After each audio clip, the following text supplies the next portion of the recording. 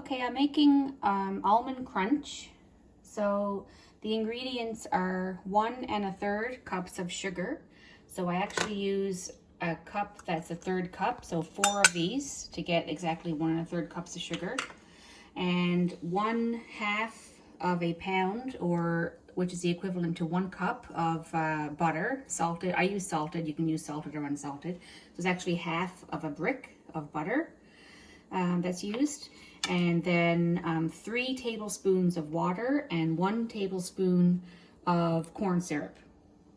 I use just a tablespoon to measure that, and that is put in a saucepan at medium heat and with a thermometer, because you have to measure the temperature of the caramel mixture, and it needs to reach 300 Fahrenheit. So you just put all of the ingredients into the saucepan.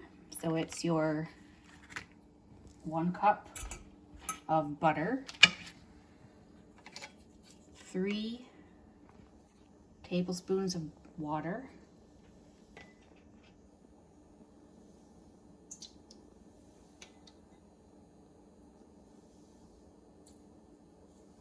I'm actually going to get the stove going here to start the butter melting. So yeah, medium heat. Then 1 1/3 cups of white sugar. So as I said, I use a 1/3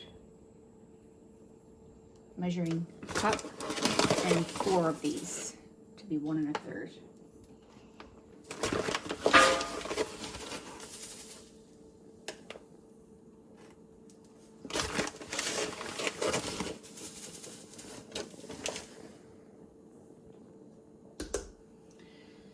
And 1 tablespoon of corn syrup. Use corn syrup whenever you're making caramel candy. It just helps with the crystallization of the caramel. So you're just going to let all of this melt and boil on the stove over medium heat until you reach a temperature of 300 Fahrenheit on the thermometer. When it gets to about 280, you need to watch it really, really closely, because it goes fast when it goes from 280 to 300. And you don't want it to go, it's okay to go like 303, 304, but you certainly don't want it to go much above 300, because it'll scorch.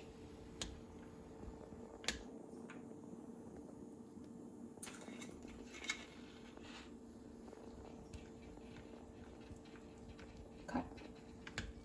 So you put the 1 cup of butter, 1 1/3 cups of sugar, 3 tablespoons of water, 1 tablespoon of corn syrup into the saucepan, and bring it to a boil like this over a medium heat.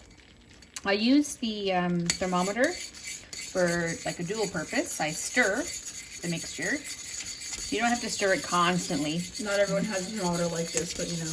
Yeah, it's just a digital thermometer, food thermometer. And you're also watching the temperature on here. So we're only at 230 degrees Fahrenheit, as you can see. So we're not anywhere near the 300 yet. So just keep an eye on it. Periodically stir it. About every 2 or 3 minutes, I just come over and I stir it. And now in the meantime, I've got my almonds ready to go. So this calls for a cup of coarsely chopped almonds. I just use a mini food processor, and I use roasted almonds, even though the recipe calls for regular almonds. I find that roasted almonds have a more robust flavor, so I use roasted almonds rather than just plain white almonds. And you just coarsely chop them in a food processor like this.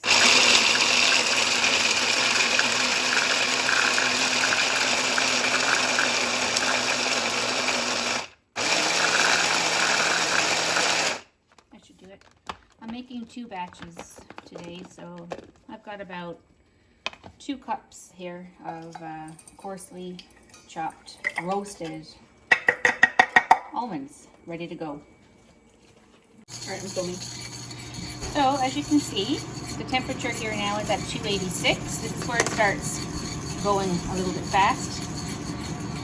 So you stir, you can see the color. Just zoom in on the caramel. You can see the color of the caramel is starting to darken here. It's taken about 8 or 9 minutes to get to this stage. And this is where it starts to climb, the temperature starts to climb a little faster, though, towards this end part. So I'm up to 293. I was just at 289. This is the part here. I've turned the volume or the intensity on the heat down just 1 notch because I was getting a lot of smoke, tufts of smoke. You do want to see a little bit of smoke coming out because that's the sugar burning, which gives you your caramel flavor. But you don't want it to scorch too much. So I just reduced the heat a little bit. So we're at 295. I'm just going to grab a spoon. Thanks. This is the part where you sort of gotta have your ducks all in a row and be ready to move, because you gotta move quick. Because once you get to your temperature, you have to mix in your nuts quickly and work your caramel quickly on your pan. We're at 300. I'm just gonna go to 302, say, and then I'm gonna put my nuts in. Here we go. I'm at 302. That went pretty quickly. Now this here is very delicious. As soon as you put the nuts, if you have children, let them eat it. As soon as you put the nuts in, turn off your heat. The caramel is going to cool quite significantly. So I just put in a full cup of nuts, as you saw. Stir it, stir it, stir it like crazy. You can put in a little bit of extra. It calls for a cup and a quarter is okay. And then when you go to spread your nuts onto your cookie sheet, that's when it's really important to work fast, because once this cools, you're not going to be able to spread it. I've got a rice paddle. It's a really good, useful tool to spread the caramel, and I'll explain why in a minute. So it's very, very, very hot at this stage. Extremely careful. Don't lay the pot on anything that that is heat sensitive. Extremely careful to not burn yourself like plastic. And you want it about, I don't know, a 1/16 of an inch thick or so. So basically you're going to spread it out over your whole cookie sheet. It doesn't cover the entire cookie sheet. But you can make more, you know. So you got to work fast because as I said, the caramel cools pretty quickly. You don't want any big holes in it, and you want it consistently thick throughout the whole thing. So spread it right to your edges. It's important to get it right to the edges. And I'll explain once I'm done working the caramel here why this rice paddle is a really useful tool to spread your caramel. You can kind of I haven't gotten to the edges here. You can kind of see why it's useful. It's curved, so it allows you to sort of spread, but also just press it into the direction you want it to go in. Get it right to the edges of your pan. Texture too, so you know, like all the chocolate. Exactly. Yeah. So it's got little pits on it, but I'm not going to explain it while I'm working the chocolate, the caramel, because it adds texture, so the chocolate sticks and doesn't come off. It increases the surface area of the caramel, so the chocolate sort of sticks into the little pits. Because you know, when you have all the chocolate on there and you start breaking it all, you don't want these little bits of caramel sticking up on the edges. You want it right to the edge of your pan, but you don't want these little bits of caramel sticking up. And I usually cover about 3/4 of a cookie sheet like this. You see there's no big holes. You don't want any holes in your caramel. You want it fairly evenly spread. The edges here is not quite straight, but that'll work. That's okay as long as you've got it pressed right into the edges of your pan. A little bit of a hole here, so you see how I pushed it to fill in that little hole. And don't have it nice and pressed at the edges. Don't have the caramel, like little bits of it sticking up. And this has to cool. Okay. Oh, the camera lens on this thing is awesome. So you can see the pits in this rice paddle and the curvature and a nice flat edge. So you can, as I said, it allows you to spread but also press and sort of direct the caramel in the direction you need it to go in. And all these little pits increase the surface area. It makes your caramel surface pitted so that when you add your chocolate, your melted chocolate layer, it's got more surface area to stick to, and it tends to separate less from your caramel, so your chocolate doesn't come off. So while it's still warm, I'm just using I'm not spreading anymore at this point. It's too cool to spread. Be a little bit. But I'm just using the little knobs in the caramel spoon. Rice paddle to sort of make these little ridges. Now the other side, obviously the underside of this facing the cookie sheet doesn't have these. So sometimes that's just something you gotta deal with. Sometimes you do get the chocolate separating from one side of your caramel, but at least this side here, the chocolate will stick really, really well.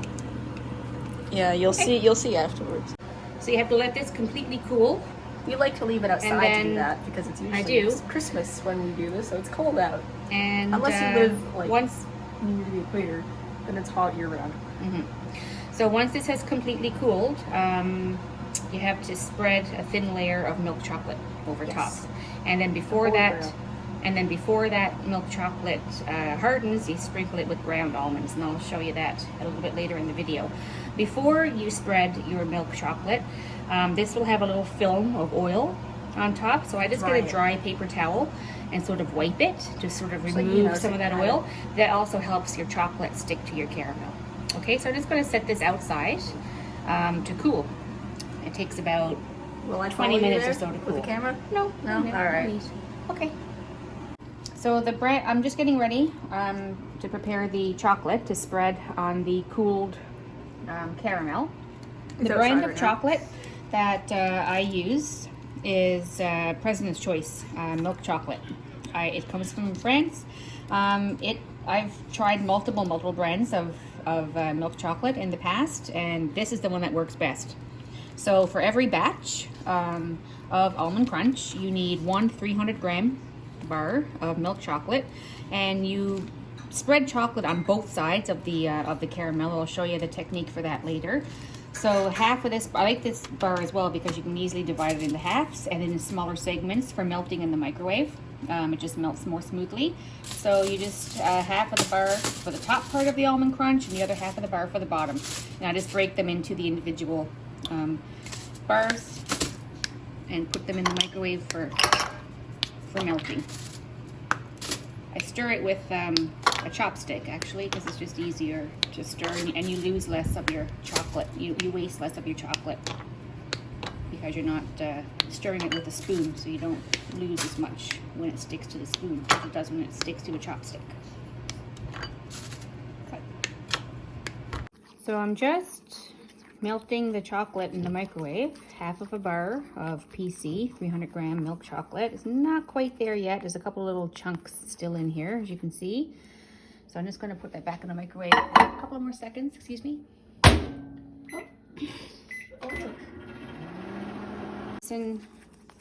Consistent, beautiful melted chocolate.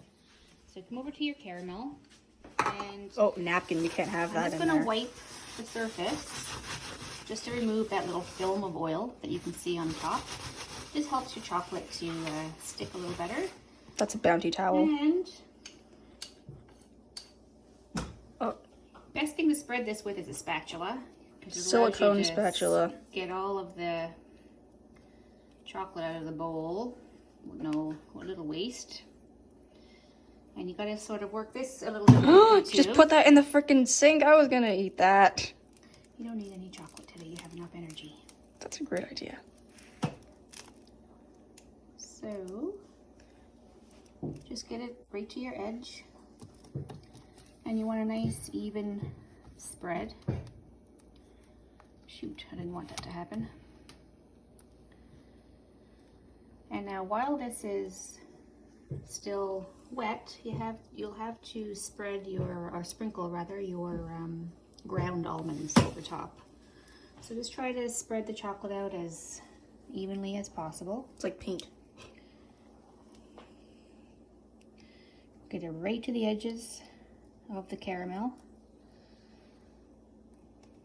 It's a little bit thin right there. Yeah, no, I'll even it out after. I just want to cover the whole caramel First, and then before, like, you know, even it out. But Nice. I just before it gets too hard, the chocolate cools too much. I want to make sure I've got the whole surface of the caramel. Oh, you keep pushing more to that side. It's so like thick right there.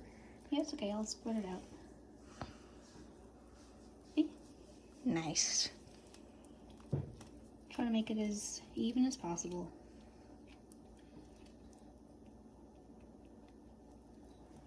All right, so while this is still wet, excuse me, Oh, yep. we are going to get the ground almonds and sprinkle it over top. From far distance. Just want to cover the whole surface with your ground almond.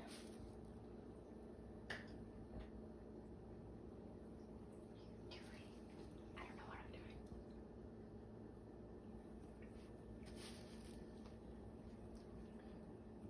So this is just one side of the almond crunch. The next step, once this chocolate has set and hardened, is to flip it over, and we're going to coat the other side of the caramel with chocolate, the other half of that PC milk chocolate bar.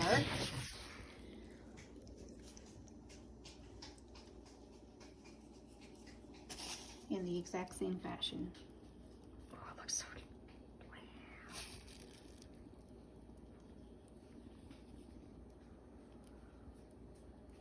Try not to leave any areas uncovered by the almonds. You can give it a little shake sometimes just to help spread it out, cover the whole surface of the caramel. Like See? I just sketch. Yeah, exactly. So once again, I'm going to We cheat. have an etch a sketch. Oh, you're and cheating? Yep. Whoa. Speed up the setting process by putting it outside in the cold. Wow. It takes a lot longer for this to set if you You're leave it inside. And you have the heater on. All right, so outside it goes. Okay, so this is all set. The chocolate's nice and hard. It's cooled sufficiently. So the next part is to flip this puppy over, and we're going to do the chocolate and ground almonds on the other side. So I'm going to show you how to flip it over. What you do is you take a cutting board or something. Or another pan that's something that's larger than your cookie sheet. Make sure your caramel is not stuck first, so you can see. You can just But it's lift not it. stuck. Yeah, it's movable. So lay whatever surface you're going to put it onto on top, and then you're going to flip it over like that. And there, you're ready to do your other Lovely. side. You see, it's got holes, just like the other side. So the same thing. Air pockets. Because you're going to just sort of wipe that film of oil off the surface with a paper towel, just to give it a little skim, and whatever you can do to help your chocolate stick to your caramel is helpful. And it's going to be the same thing. We're going to melt the chocolate in the microwave, and don't need to record this. It's already out, isn't it? It's already done. No, I wanna watch the mixing. It's not quite ready yet. And I wanna watch. Ah, you ruined it. How? I was gonna watch it like from the start. Watch the mixing of the chocolate because that's cool to watch. And it's not quite there yet. Because Still everything some looks chunks. solid, and then like you know. So I'm just going to give this a couple of more seconds in the microwave. Oh.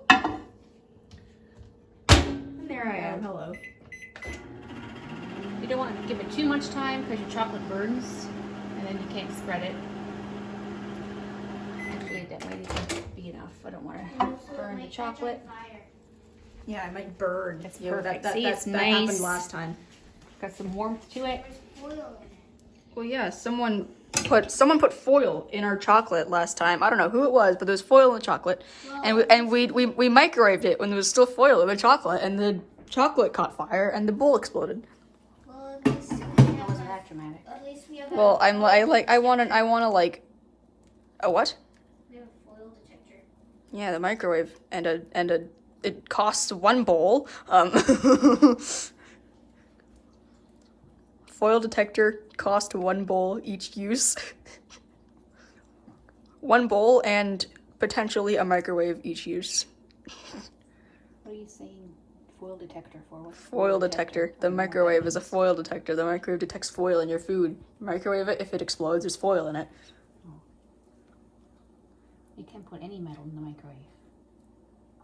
I remember I used to microwave things. I remember I used to microwave my food when there was a fork stuck in it. That was dangerous. That's nice and even. Nice. And then we do the ground almonds. You can't really shake it that much now because like it'll get all over the place. You can't put a grape into the microwave. You never microwave frozen grapes because they explode. Okay, so Now we're breaking them up here's now. the completed product. The last part of this is to crack it up. That's why it's called Christmas crack. So Christmas crack. That's awesome. we just, well, it was also highly addictive when you start eating it. Oh yeah. I ate an entire I ate probably like 2 of these this year. Like no, since we first made them, which was like a month ago. Not even a month ago. Like a couple weeks ago. I ate 2 whole. So here's the completed result. It's a lovely layer of Well, let me see caramel that. with almonds and double-sided chocolate coating and ground almonds on the outside. There it is. And we just throw them in our, and see how well the chocolate sticks. That's because we used the rice paddle with Secrets. the pits on it. Yes, partly. Secrets for the chocolate sticking is very, very thin layer, because if the chocolate layer is too thick, it has its own, it holds its own strength, and it maintains, like it stays together, and when you try to crack it, it flicks off. So very thin layer, and wiping the surface of the caramel of that film of oil and using that pitted spoon helps. And that's it.